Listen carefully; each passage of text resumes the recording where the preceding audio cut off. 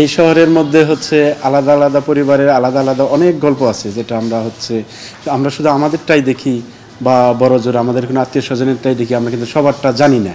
কিন্তু এমন এমন গল্প আছে আসলে অনেক হৃদয় বিদারক হতে পারে, অনেক হাস্যোজ্জ্বল হতে পারে, অনেক ইমোশনাল হতে পারে, রোমান্টিক হতে পারে, পারিবারিক নানা গল্পের মধ্যে মানুষ যায়। তো আমরা চেষ্টা করেছি যে এই শহরের কিছু গল্প একসাথ করে আমাদের গল্পে ফুটিয়ে তোলার জন্য, যেটি ভিন্ন ধর্মী গল্প, যেটা সাধারণত আমাদের সাথে ম্যাচ করে না, কিংবা আমাদের দৈনন্দিন যেভাবে আমরা চলি আমরা শুধু আমাদেরটাই ভাবি, কিন্তু আশেপাশে কি হচ্ছে না হচ্ছে এটা জানা দরকার আসলে মানুষের। আমরা মনে করছি গল্পের মাধ্যমে তাদেরকে জানাতে। 90s যারা আমরা বড় হয়েছি, আমাদের অনেক স্মৃতি আছে, কিংবা আমরা গ্রাম থেকে আসছি, গ্রামের অনেক স্মৃতি, যে আমাদের বাড়িতে একটা তরকারি রান্না করলে যদি কেউ দেখেও যেত তাহলে রাত্রিবেলা তাকে পাঠিয়ে দেওয়া হতো যে সে দেখে গেছে। তো শহরের কালচার হয়তো কাছাকাছি এরকমই ছিল, একটু ভিন্ন, কিন্তু এখনকার কালচার অনেক পরিবর্তন হয়েছে, কিংবা সময়ের সাথে সাথে আরও পরিবর্তন হচ্ছে। আমরা আমাদের শেকড়কে ভুলে যাচ্ছি, কিংবা আমাদের পাশের ফ্ল্যাটে কি হচ্ছে সেটা জানতেছি না। অনেক বড় ঘটনা ঘটে যাচ্ছে পাশের ফ্ল্যাটে, হয়তো একটা ফ্ল্যাটে কেউ 10 দিন বন্দি আছে, সে 10 দিনই চিৎকার করছে, কিন্তু আমরা শহরের মধ্যে কোটি কোটি মানুষ তার চিৎকারটা শুনতে পারতেছি না। নিজের বিপদ এড়ানোর মতো হচ্ছে, বা আমরা দেখেও না দেখার ভান করে চলি। সব কিছু মিলায় আর কি আমরা চেষ্টা করছি যে আশেপাশে আসলে কি ঘটে শহরে সব কিছু তুলে ধরার জন্য। আমাদের এই গল্পে অনেকগুলো স্টার কাস্টিং আছে, যেমন মীর রাব্বি, তানিয়া বৃষ্টি, প্রত্যয় খান, ফারজানা খান সাথী, সাবিরি আলম, আবদুল্লাহ রানা, বর্দা মিঠু, তরু ভাই, ভাই সাহেব, অনেক, মানে এক একজনের এক এক ক্যারেক্টার এবং এক একজনের এক এক ব্যাকগ্রাউন্ড আছে এখানে। মানে যে কোনো ক্যারেক্টারেরই তার আলাদা আলাদা একটা গল্প আছে।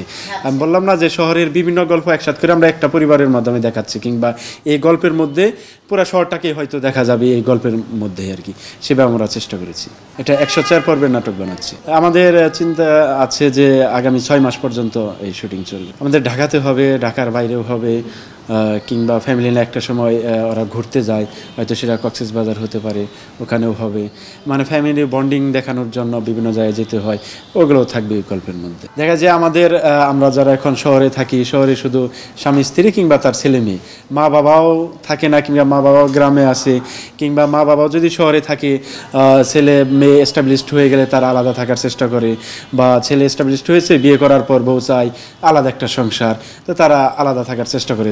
বুড়া বা মা বাবা দেখা যায় এক ফ্যামিলিতে আছে, ছেলে মেয়ে আরেক ফ্যামিলিতে আছে, তো তাদের যে বন্ডিংটা হচ্ছে না। কিংবা দেখা যায় যে কাকা, তারপর দাদি দাদা, এরাও আলাদা আলাদা থাকে, কোনো যৌথ পরিবার এখন আর পাওয়া যায় না। তো আমরা চেষ্টা করছি যে যৌথভাবে কীভাবে একসাথে থাকা যায়, বা ছেলে মেয়ে একটু বড় হলেই তারা উচ্ছন্নে চলে যায়।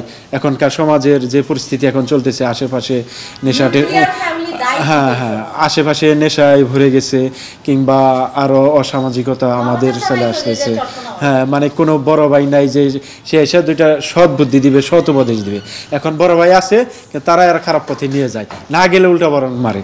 আর আগে কীরকম ছিল যে আমরা কোনো খারাপ কাজ করলে আমাদের সে শাসন করতো, এখন ওই শাসনটা পাওয়া যায় না। তো আমরা চেষ্টা করতেছি সব কিছু মিলে যে একটা নাটকের মাধ্যমে, যে নাটকটা দেখলো তাদের মধ্যে একটা কোনো বিবেক অনুধাবিত হতে পারে যে হ্যাঁ এরকম হওয়ার চাই। বিনোদনের মাধ্যমে সচেতনতা, বিনোদন মানেই তো এই না যে শুধু হাসি বিনোদন, এটা না, ভালোর মধ্যেও অনেক বিনোদন থাকতে পারে। আমাদের সামনে হচ্ছে, আমি মূলত অনেক বছর যাবতই হচ্ছে নাটকে ডিরেকশন দিচ্ছি। তো এর মধ্যে নিলয় আলমগীর, মোশাররফ করিম, জুবান ভাই, মীর রাব্বি, শামীম হোসেন সরকার, মোটামুটি সবার সাথে, মোটামুটি যারা স্টার কাস্ট আছে সবার সাথে কাজ করা হয়েছে। সামনে জুবান ভাই আর মোশাররফ করিমকে নিয়ে 2টা প্ল্যান আছে, আগামী মাসে হয়তো কাজ হবে ইনশাআল্লাহ। দর্শকের কাছে মেসেজ হচ্ছে, আমরা তো নাটক বানাই দর্শকের জন্যই। তো দর্শক দেখা যায় যে আমাদের দেশীয় কালচার বাদে এখন বিদেশি অনেক কিছু ঢুকে গেছে, ওটিটির মাধ্যমে অনেক কিছু দেখতে পাই, ইউটিউব ফ্রি মিডিয়া, সেখান থেকে অনেক কিছু দেখতে পাই। তো তাদের কাজের সাথে আমাদের কাজের একটা তুলনা করে। তো আমরা এতটুকু গর্ববোধ করি, আমরা যারা নাটক ইন্ডাস্ট্রিতে আছি, যে আমার বোধহয় যে এই টাইপের 1 ঘন্টার নাটক, যেটা সিঙ্গেল নাটক 40 মিনিটের, এটা সারা পৃথিবীতে বোধহয় আমরাই বানাই। আমরা এত অল্প টাইমে, অল্প বাজেটে এত কষ্ট করে বানাই। তো আবার আমাদের দেশীয় সংস্কৃতি, এটা একেবারে এই মৌলিক গল্প নিয়ে বানানো হয়। তো আমাদেরটা দেখে দর্শকরাও, অনেক দর্শক আছে তারাও গর্ববোধ করে, কিন্তু কিছু কিছু লোক বলে যে তাদের সাথে তুলনা করে যে তাদেরটা এরকম আমাদেরটা এরকম কেন, কিংবা তাদের কালচারের সাথে তুলনা করে তা আরেকটু মডার্ন হয় না কেন। কিন্তু আমরা আরেকটু মডার্ন করতে চাইলেও তো আমাদের কালচারের সাথে যায় না ওইটা, এজন্য আমরা ওভাবে দিতে পারি না। আমাদের এখানে অবশ্যই মেসেজ দিতে হয়, চাইলেও আমরা বেশি মডার্নের দিকে যেতে পারি না, চাইলেও ধরেন কোনো একটা রাজনৈতিক ব্যক্তির আমরা বিরুদ্ধে কোনো কথা বলতে পারি না, সরকারি কোনো কর্মকর্তার বিরুদ্ধে কথা বলা যায় না। এগুলো একটা আমাদের একটা ইস্যু থাকে, কিন্তু তারা চাই এসব নিয়ে যাতে আমরা কাজ করি। যেমন আমাদের পাশের দেশে হচ্ছে একটা বড় সরকারি কর্মকর্তা নিয়ে একটা সিনেমা বানিয়ে ফেলে তারা, যে তাকে কিভাবে আরও তার চরিত্রটাকে কীভাবে উত্থাপন করা যায়, যে কী কী খারাপ কাজ করছে। আমাদের এগুলো বানানোর স্বাধীনতা আসলে ওভাবে নাই।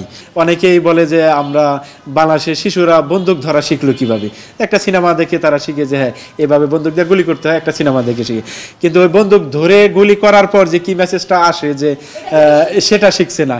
এটাও একটা হয়তো আমাদের নিজের দায়বদ্ধতা থাকে, কিংবা তাদের গার্ডিয়ানের দায়বদ্ধতা থাকা উচিত যে আসলে এখান থেকে কোন মেসেজটা আমরা নিব। তো বেশিরভাগ মানুষের আমাদের একটা স্বভাবগত হয়তো বৈশিষ্ট্য যে আমরা খারাপটাই নিতে বেশি স্বাচ্ছন্দ্য বোধ করি। তো আমাদের পারিবারিক শিক্ষারও একটা দরকার আছে এই ক্ষেত্রে।